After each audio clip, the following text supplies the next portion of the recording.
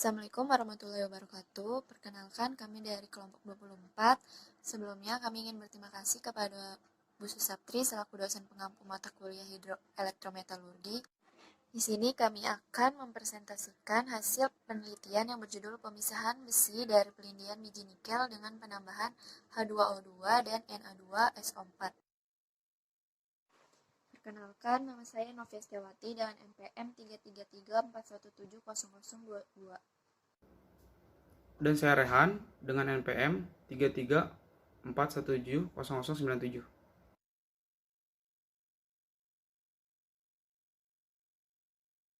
Outline yang akan kami bawakan pada presentasi ini yaitu ada pendahuluan, tinjauan pustaka, metodologi penelitian, dan referensi.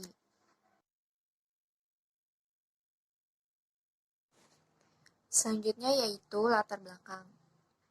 Indonesia merupakan salah satu negara dengan cadangan nikel dalam bentuk biji laterit terbesar di dunia.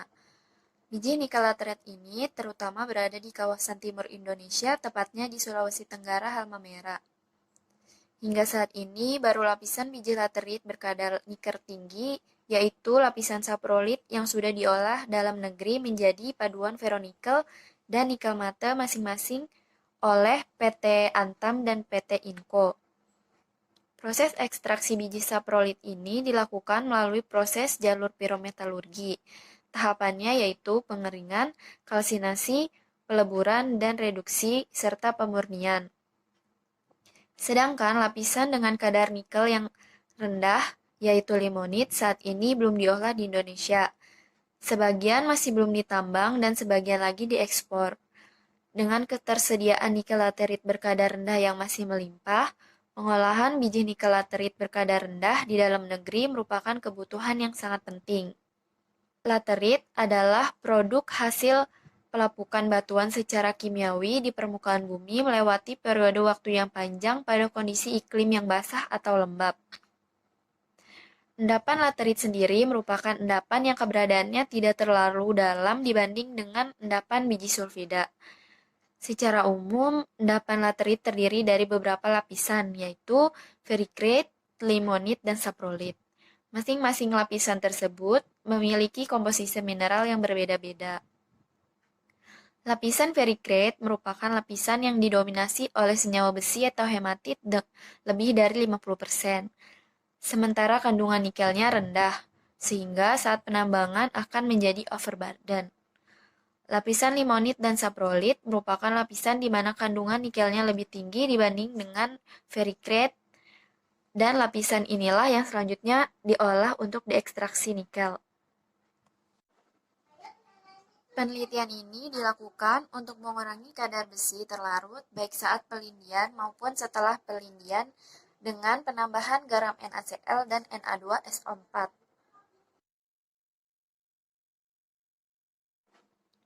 Tujuan dari penelitian ini yaitu 1. Untuk mengetahui pengaruh penambahan garam Na2SO4, H2O2 terhadap persen pengendapan besi dan nikel yang ikut mengendap dari larutan hasil pelindian. Kedua, untuk mengetahui pengaruh penambahan Na2SO4 dan H2O terhadap pembentukan endapan jarosit dari proses pemurnian larutan pelindi. Yang terakhir, untuk mengetahui pengaruh suhu terhadap laju presipitasi nikel.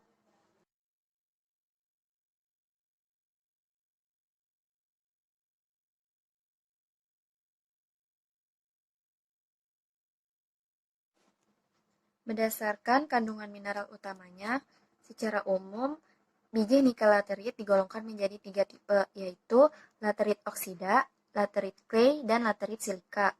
Laterit oksida merupakan produk yang paling umum dari proses laterisasi. Terbentuk terutama dari olivine atau serpentin pada kondisi lingkungan yang basah atau lembab membentuk ferric hydroxide, kemudian goethite. Yang kedua, laterit clay. Termasuk ke dalam kelompok ini yaitu cementic clay pada bagian atas badan biji. Clay laterit terbentuk pada kondisi lingkungan yang lebih sejuk atau kering. Pada kondisi lingkungan yang lebih sejuk atau kering, silika tidak larut melainkan bergabung pada Fe dan sedikit Al membentuk zona yang mendominasi oleh cementic clay non-tronic. Yang terakhir yaitu laterit silika. terbentuk pada bagian yang lebih dalam dan mungkin dilapisi oleh laterit oksida.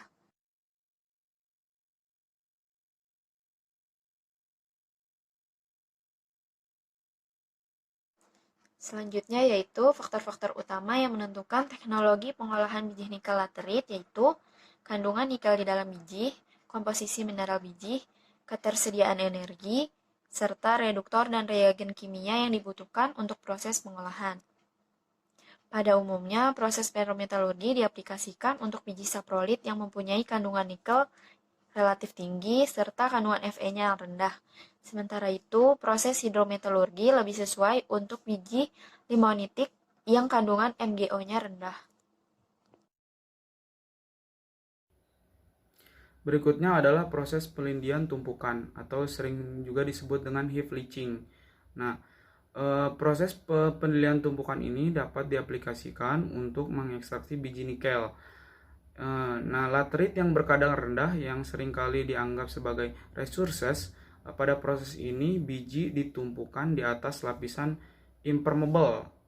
Nah, lalu setelah ditumpukan di tumpukan impermeable, lapisan ini akan disemprot menggunakan dengan asam sulfat. Permeabilitas tumpukan biji menjadi faktor utama yang sangat krusial. Nah, bisa dilihat dari video berikut bagaimana proses penyemprotan asam sulfat pada proses heap leaching ini.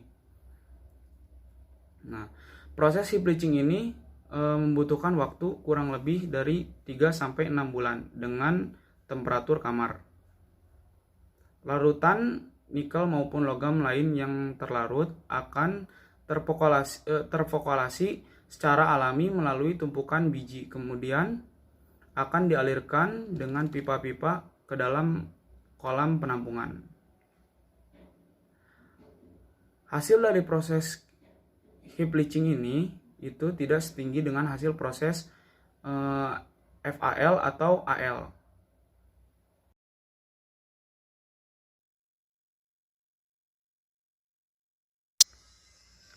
Selanjutnya adalah pemurnian larutan hasil pelindian. Pada pemurnian biji limonit, pengotor paling besar yang sering ditemukan yaitu adalah besi. Dalam pelindian besi dari geotit dan mineral-mineralnya akan larut sebagai Fe2+ dan Fe3+, bersama dengan pelarut Ni dari NiO menjadi Ni2+.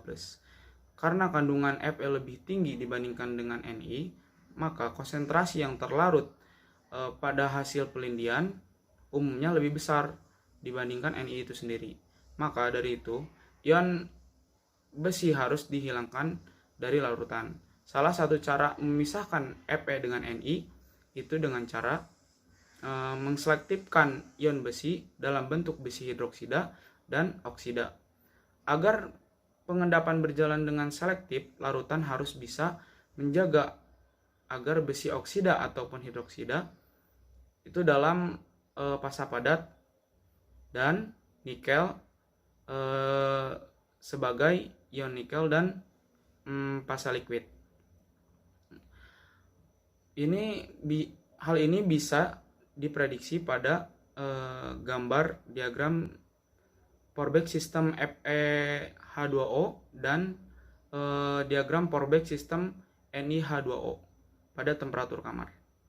Nah, selanjutnya, agar proses pelindian pada limonit ini berjalan dengan seharusnya, konsentrasi pada besi harus diturunkan seminimal mungkin dengan cara mengoksidasi ion Fe2+ menjadi ion Fe3+ dengan menambahkan H2O2 atau oksigen.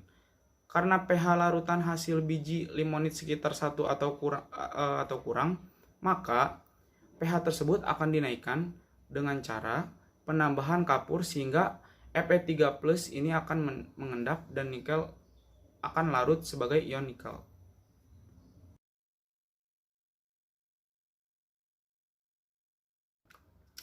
Berikutnya adalah pengendapan nikel hidroksida. Nah, pengendapan nikel hidroksida ini adalah salah satu metode yang dapat digunakan untuk menghasilkan produk endapan, yaitu dengan cara mengontrol supersaturation larutan, di mana proses ini membantu proses pertumbuhan kristal partikel yang sangat baik. Nah, pada proses ini tingkat kejenuhan harus dikendalikan di bawah nilai krisis jenuh. Nah, nilai krisis jenuh itu, yang dimaksudkan dengan nilai krisis jenuh itu adalah di mana titik mulai terjadinya nukleus homogen. Nah, salah satu upaya untuk membantu proses pengintian itu adalah dengan cara penggunaan benih atau seed.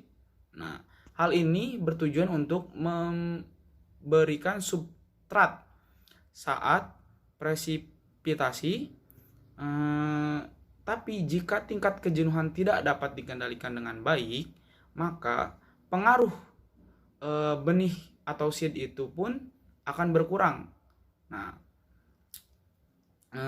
berdasarkan pada diagram pH di atas, potensial sistem NiH2O reaksi pengendapan Ni2+ menjadi NiOH tergantung pada pH-nya. Nah, dengan reaksi Ni2+ plus 2OH sama dengan NiOH2.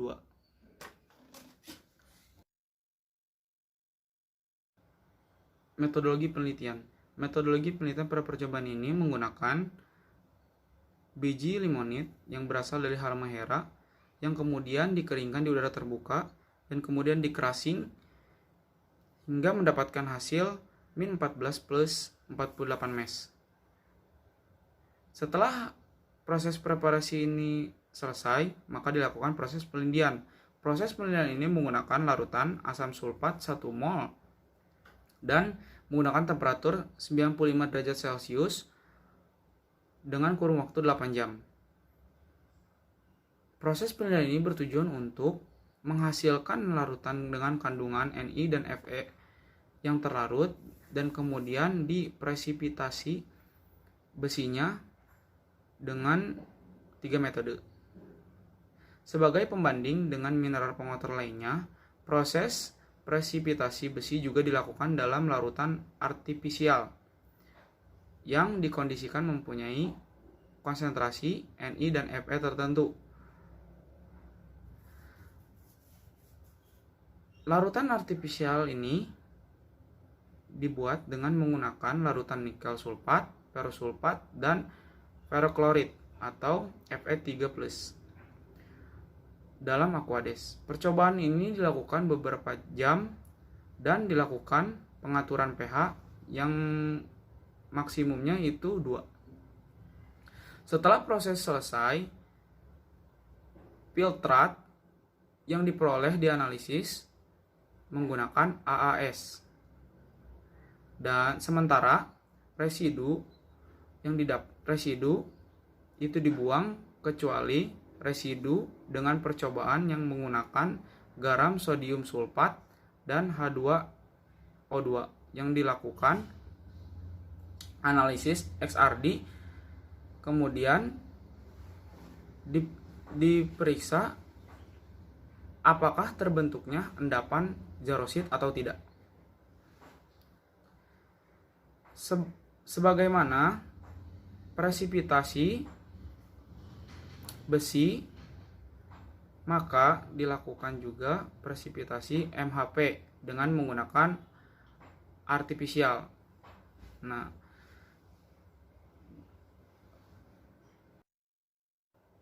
berikut adalah referensi yang kami gunakan.